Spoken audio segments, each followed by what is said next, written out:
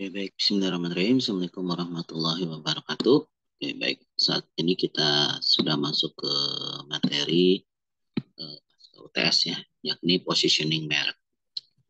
Oke, jadi kita akan coba bahas ya. Satu, ini dibuat oleh kelompok 3. Yang pertama adalah membangun dan mengembangkan posisi merek. Jadi untuk positioning sendiri, itu kalau kita kembali ke materi pemasaran ya, bagaimana sebelum masuk positioning itu ada yang namanya segmenting, targeting. Jadi STP, segmenting, targeting, dan positioning. Untuk target segmenting ya, jadi bagaimana kita mensegmentasi pasar ya menjadi beberapa bagian. Misalnya saja untuk contohnya untuk segmentasi untuk target pasaran anak-anak ya, atau segmentasi target sasaran untuk orang dewasa, ya. Misalnya seperti itu. Atau misalnya ini produk khusus buat pria, atau ini ada produk khusus buat wanita. Ya. Nah, setelah memasukkan targetnya, maka kita harus mempunyai positioning. Positioning itu bagaimana produk kita diposisikan di dalam benak konsumen. Ya. Dan ini sangat berkaitan juga dengan bauran pemasaran. Jadi kalau misalnya kita ingin mempositioningkan produk kita menjadi produk yang eksklusif, ya, misalnya untuk ibu-ibu yang punya jiwa sosialita, ya, atau misalnya produknya itu seperti tas Hermes misalnya ya, jadi itu dimiliki khusus eh, orang yang sangat kaya ya, misalnya seperti itu. Nah, otomatis untuk positioningnya juga akan berbeda ya, dari mulai bagaimana dia menjual di tokonya eksklusif ya, kemudian bagaimana dia membuat eh, proses bisnisnya lebih lebih bagus ya, misalnya untuk yang akan ke toko harus daftar dulu ya, harus waiting list kan, itu kan melihat bagaimana produk tersebut sangat eksklusif. Kemudian kalau misalnya produknya tidak habis terjual, mereka melakukan pemusnahan. Jadi mereka pantang untuk menurunkan harga, pantang untuk menurunkan harga. Dan itulah yang coba untuk dimasukkan ke dalam konsumen, bahwa untuk produk Hermes itu bukan produk pasaran, ya, selalu bernilai tinggi, dan juga eh, tidak selalu mengupdate modelnya. Oke, kemudian di sini ada penjelasannya bahwa positioning itu bersifat dinamis, berkembang ya. Jadi kalau misalnya sekiranya dari kondisi pasarnya ada perubahan, maka tidak menutup kemungkinan mereka melakukan repositioning ya. Jadi melakukan posisi ulang dari apa yang sudah direncanakan. Kemudian, nah ini ada dijelaskan ya bahwa ini merupakan bagian dari bauran pemasaran. Jadi bauran pemasaran sendiri adalah marketing mix ya. Bagaimana kita bisa memaksimalkan aspek-aspek seperti produk ya, price, promotion, place. Jadi misalnya terkait dengan produk Hermes, maka dia punya kualitas yang bagus, misalnya untuk produknya ya. Kemudian untuk price-nya sangat ekspensif ya, sangat mahal. Kemudian untuk place-nya di mana dia dijual itu di toko eksklusif ya. Kemudian bagaimana untuk promosinya? Promosinya pun mereka sangat mengandalkan word of mouth ya. Bagaimana promosi dari orang ke orang ya, membuat testimoni terkait dengan bagaimana produk tersebut meningkatkan citra ya, meningkatkan eh, apa, eh,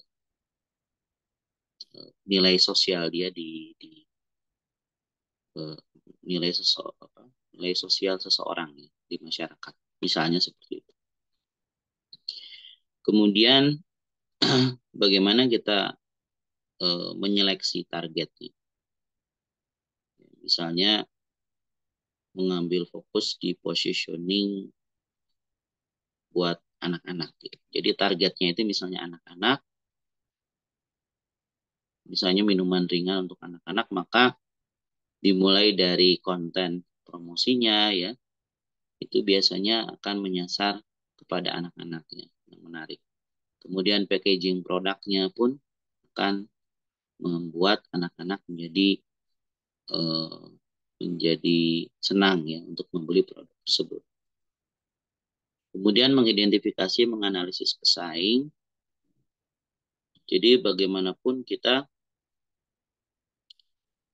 perlu untuk melihat bagaimana progres dari pesaing.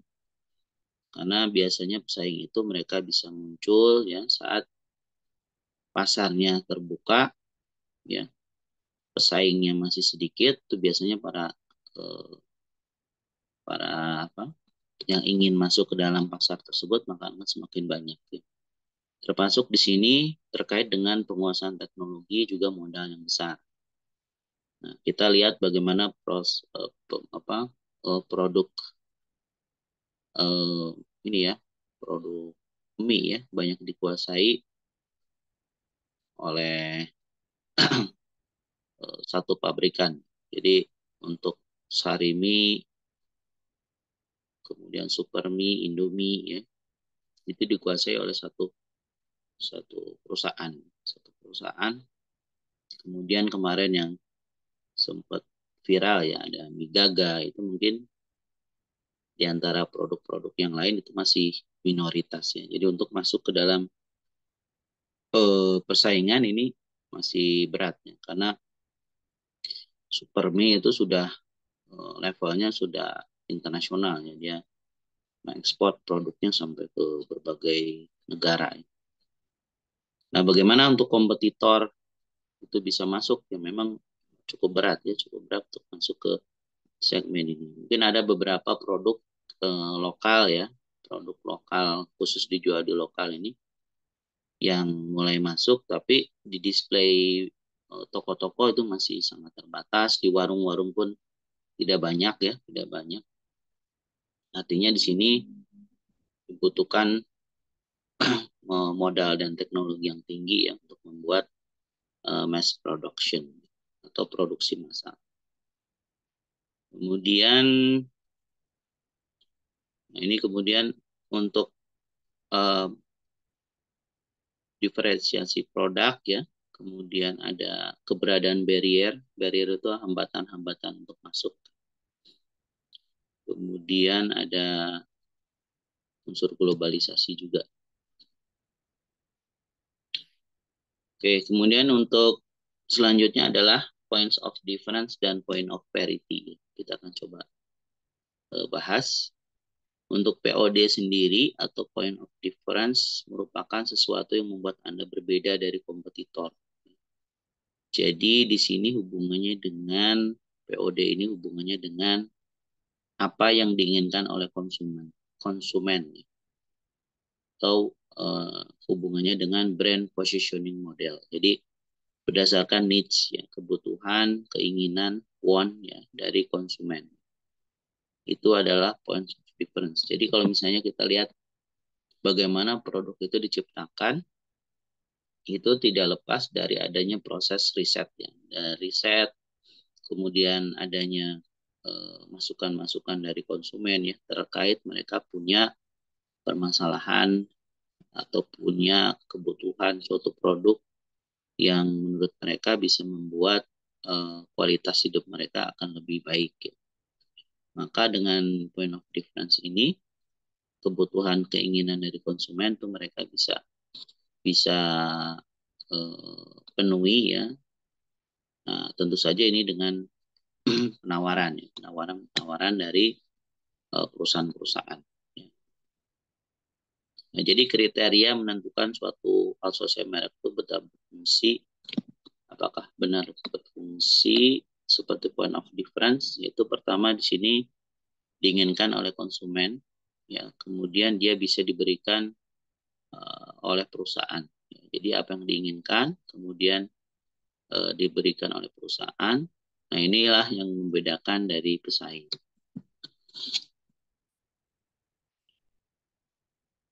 Oke. Baik, mungkin itu yang untuk sesi pertama.